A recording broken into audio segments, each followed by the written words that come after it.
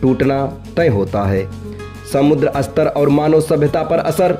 अगर अंटार्कटिका के बड़े ग्लेशियर अस्थिर हुए तो समुद्र का स्तर तेजी से बढ़ेगा।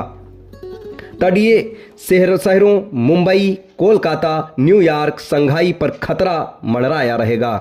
मौसम और ज़्यादा अस्थिर होगा।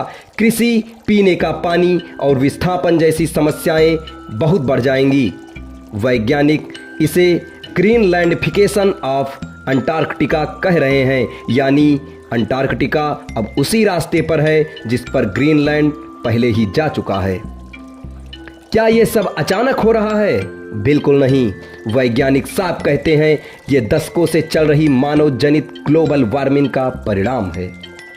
जीवाश्म ईंधन का अत्यधिक उपयोग, वनों की कटाई, औद्योगिक प्रदूषण, ये सब मिलकर पृथ्वी के सबसे ठंडे और संवेदनशील क्षेत्रों की भी अस्थिर कर रहे हैं। वैज्ञानिक क्यों कह रहे हैं? अब समय बहुत कम है।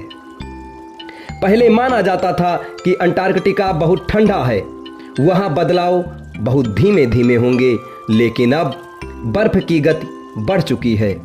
सुरक्षा देने वाले आइस शेल्फ टूट रहे हैं। कुछ प्रक्रियाएं अब पलटी नहीं जा सकती। यही वजह है कि वैज्ञानिक शब्दों में नहीं बल्कि चेतावनी के अंदाज में बोल रहे हैं।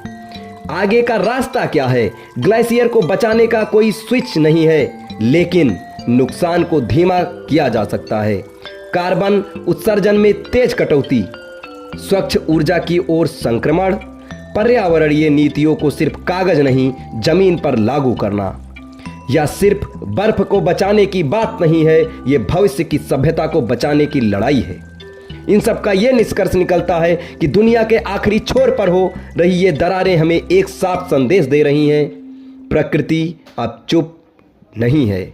अगर हम अब भी नहीं जागे तो ये दूर का संकट बहुत जल्द हमारे दरवाजे पर दस्तक देगा।